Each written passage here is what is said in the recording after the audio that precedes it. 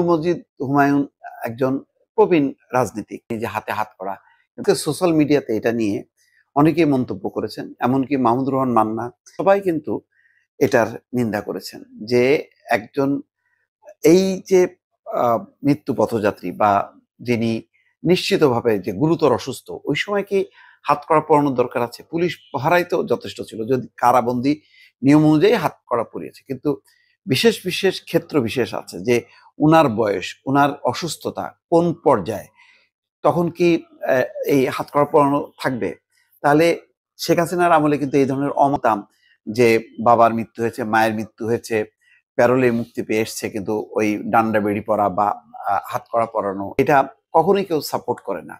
নুরুল মজিদ বড় ধরনের কোনো দুর্নীতিবাজের তালিকায় তিনি নেন। তারপরেও ধরা যায়, যেহেতু ফ্যাসিবাদ আমলের শেখ হাসিনার মন্ত্রী ছিল, সুতরাং তাকে হয়তো একটা ধরার ক্ষেত্রে একটা যুক্তিকতা থাকতে পারে।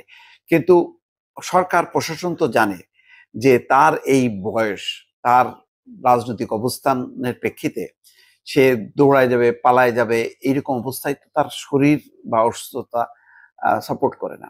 এবং তার ডেঙ্গু হয়েছে, প্রথমে পিজিতে নিয়ে আসা হয়, পিজি রিফিউজ করে, পরে জেল কর্তৃপক্ষ তাকে ঢাকা মেডিকেল কলেজ হাসপাতালে ভর্তি করছে, এবং ভর্তি করে বেডে, খুব সাধারণ বেডে আছে, দূরে পুলিশও দেখা যাচ্ছে হাত কড়া পরানো।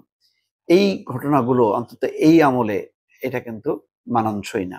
এবং সোশ্যাল মিডিয়াতে আমি দেখলাম যে বহুজন যারা শেখ হাসিনার শাসনামলের সমালোচনা করেন, তারাও কিন্তু তীব্র নিন্দা করেছে।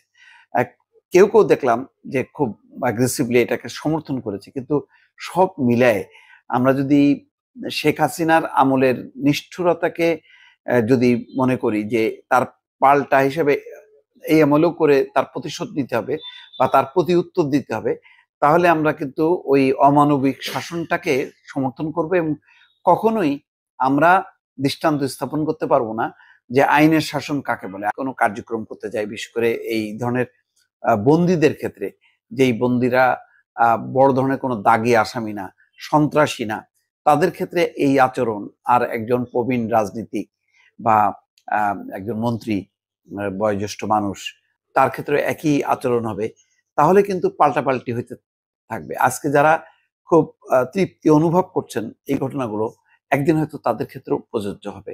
বা এই সরকারের আমলে যারা দায়িত্ব পালন করছেন, তারাও কিন্তু যত বয়সী হোক না কেন, যত সম্মানী লোকই হোক না কেন, তখন নুরুল মজিদ হুমায়ুনের এই দৃষ্টান্ত স্থাপিত হবে। সুতরাং এই বিষয়টা যেভাবে হ্যান্ডেল করা হলো, এটা খুবই দুঃখজনক, নিন্দনীয়।